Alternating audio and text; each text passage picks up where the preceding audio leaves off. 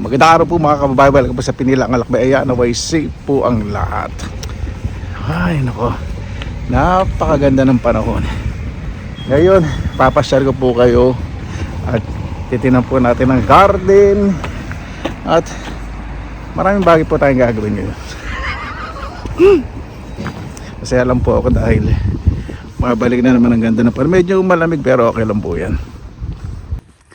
Ayan po ang aming neighborhood. Grabe po, laging malinis talaga yung serbisyong, yung tax pala na binabayad sa gobyerno, binabalik po sa tao. Opo, sagot po ng gobyerno, paglilinis po sa lahat ng paligid, wala pong pinipili. Hindi dito sin picture at pabida. Ibig sabihin ko picture pabida kung sino nagpagawa.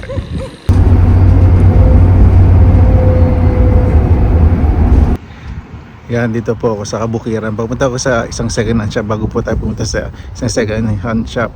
Maya naman sa garden po tayo. Meron dito namumugad ng mga ibon. Diyan po. Malapit po talaga sila sa mga tao. Pag kumakain po, malapit po sila. Pero kapag iba, nako, nangaagaw po ng pagkain. Nagtaas na damo dito sa daan. Ano pong ahas? Yung ahas po dito hindi naman po talaga nakakamatay.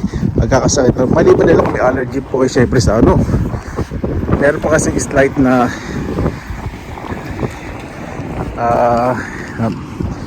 hindi naman nakakamatay na venom yung ahas po dito.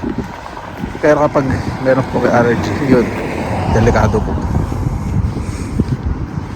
Ito po yung isa sa paboritong na okay kasi malaki.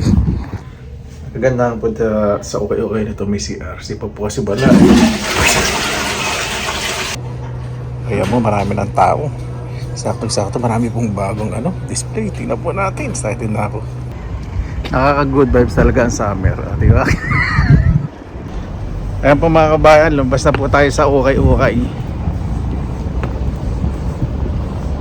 Bawal po kasi kumuha ng video pag may mga tao. Pero kung medyo wala, pwede kumuha. Tingnan po natin city center yung okay from 4 PM to 8 PM. Di ba? Ayan po yung bus stop dito. Walang bubong. Idala naman po akong payong para hindi naman po malamigan yung bumbunan. Pero safe po dito. May nabili po tayong singsing na silver. Napakamura, €3 and 50 cents. May nabili po tayong singsing na silver, €3 and 50 cents. Diba? Jackpot po tayo. Yan po, dito na po tayo sa city center. Ganda naman ng mga bulaklak. Summer na summer. Galing din na may-ari nitong building na to. Ginawang Mediterranean style tong kanilang mga front terrace na may establishments dito. Social. Yan po mga babae. Tignan po natin sana makita po ng akin. Ayan po mga kabayan, may nakita na po tayong isa. Nandun po hawak po niya, €2 and 50 cents. Tingin pa po ako ng iba. Kasi minsan may nickel, may allergy po Tingnan po natin. Ito, tingnan natin. Maganda po yung ganda niya. Hindi po ako masyado makuha ng video, bawal po ayaw po nila.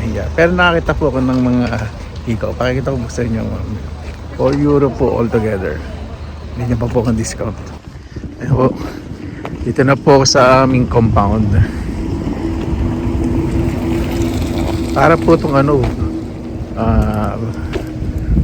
malaking village or subdivision, parang gano'n mo natin. Pumupunta po dito, ayan, library on bus.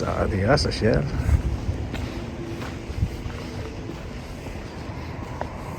Ayoko pong pumasok ng mag-iusisa. Ayoko pong makaistaro kasi may mga nagbabasa. Ayan po yung view dito po sa tinitirang ko po. Diba? Napakasarap pong tingnan, napakalinis. Yung mga bata talaga dito may mga disiplina. Pag may mga plastic po sila, lagay po nila sa bag po nila. Saka sa bus stop, sa mga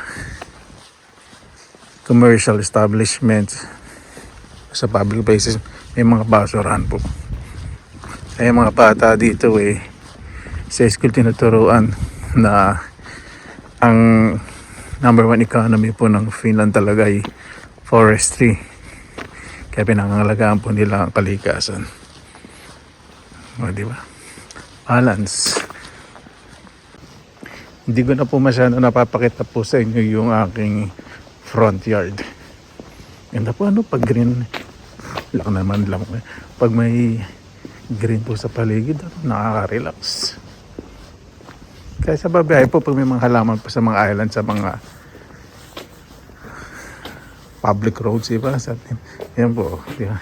Binili ko po, yan po yung mga bulaklak na binili ko matepong na. O ngayon, yung mga prime na, diba? Yung madami bulaklak.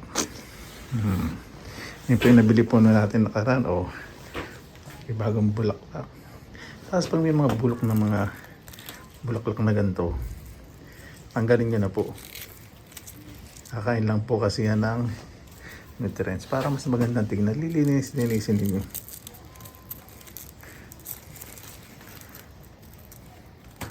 Yung mukbang.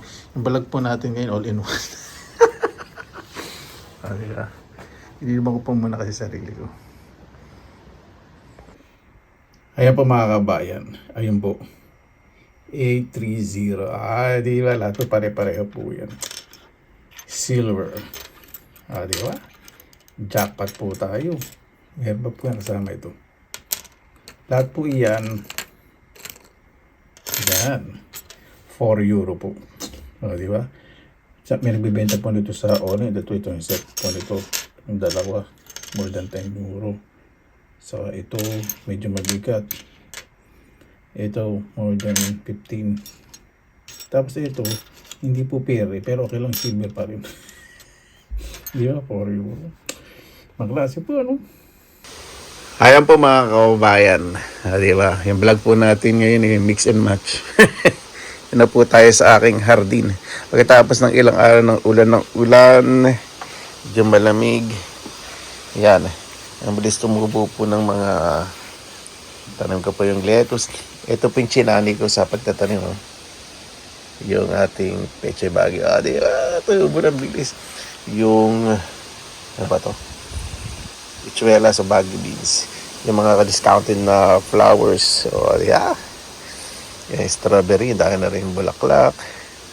Tapos yung pipino, saka may mga bulaklak. Yung parsley, okay na, nakasurvive na. Tapos dito po, sa akin sack planter, may mga bulaklak po dito. Tapos mga spinach po. Tapos yun po, Swiss chards, mga bichuelas. Saka may mga bulaklak din po dyan. Gumagapa kayo. Ito. Yan. Raspberry, lumalago. Diligan ko po ng patabayan para mas maganda. Ang dahil pong bulaklak po yan. Isa po natin. Yan, yung maliliit po na yun, mga bulaklak hindi pa pumuka. Yung kangkong po, tanay po ang nabago mo ito kasi nabulok po yung sa banta doon dahil naglamig. Dito okay naman. Masakasakali, tatanim ako dito ng kamatis o kasi sili.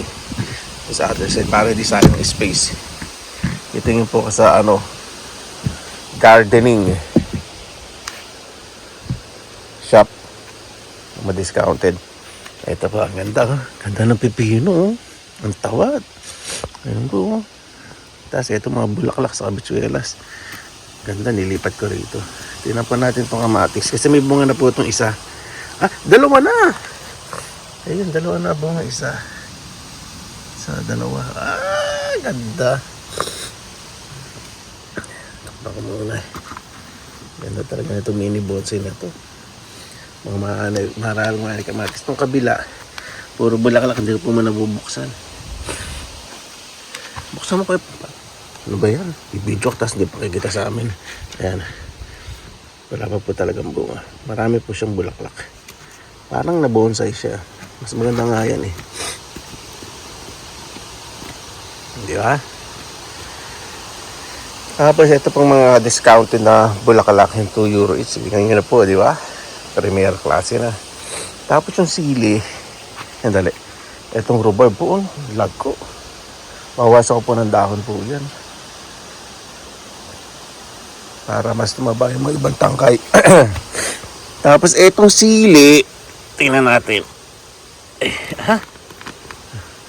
Ayun, ang daing bunga. Ayan po. Daing bunga. Ganda. Puno-puno ng bunga sa kabulaklak. Balik ko na kasi mahangin. Medyo malamig yung hangin. So, kaya po sa bumid ng camera.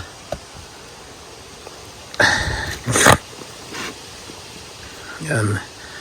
Tapos yung akin pong mga murang sibuyas, pag bumibili po ako, ipinagtabasan. Ayan na po. Napakalago na, di ba? Tumabas na po ako dyan. Ayun. Nagluto po ako ng ulam. Tapos yung mga sibuyas ko, first time ko pong magpatubo ng tropical na pang warm weather na sibuyas. Yung po, lago. Titingnan po natin sa mga susunod na araw. Huwag po sana magtampo. Tapos eto, dumami po yung tumubong mga pipino dito. Buti naman. Kala ko niya tutubo kasi ulan ng ulan. Etong discounted na pipino na nilipat po natin, ayan. Ganda na po. Tapos yung mga old seeds na tumubo po dito na lettuce, yan. Mas lalaki po ko yan kasi hindi po siksikan. Tapos itong bichuelas, yan. Ganda ng tubo. Ito bichuelas, may bulaklak. Bilis po lumaki, no? Tapos ito, ininsekto kasi ulan ng ulan po. Yung radish, o labanas na pula. Yung parsley, medyo nalunod pero nakapag-adjust na. Dito, bichuelas po sa bulaklak. Bibili maghanap akong gapangan sa gubat. Pag lang nang ito, bili po sa tindahan.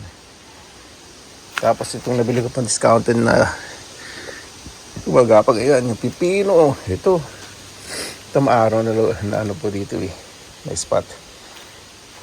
Diyan pong nabili po natin mga bulaklak na discounted. Ayan. Di ba?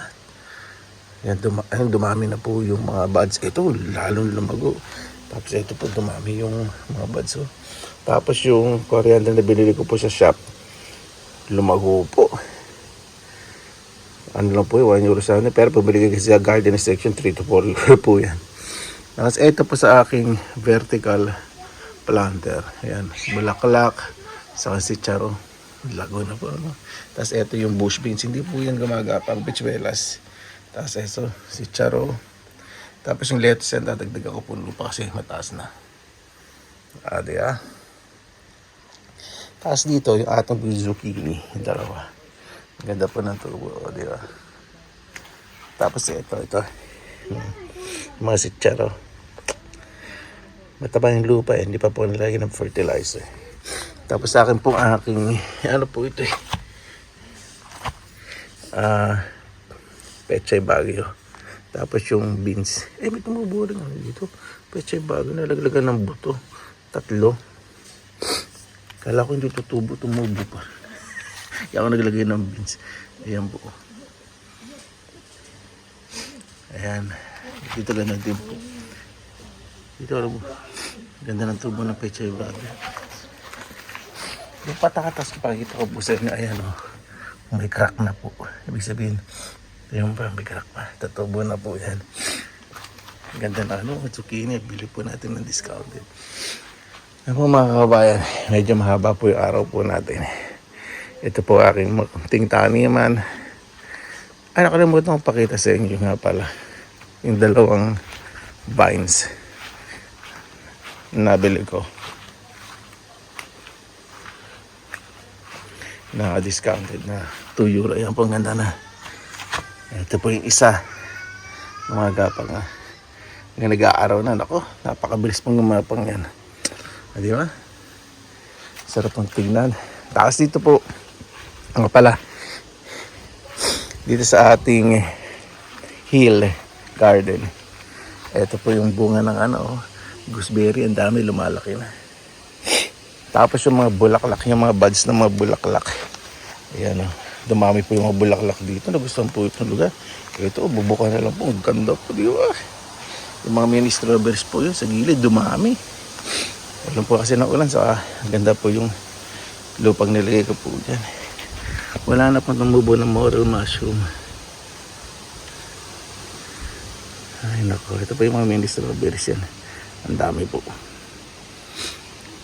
Yan. Yan po mga kabayan.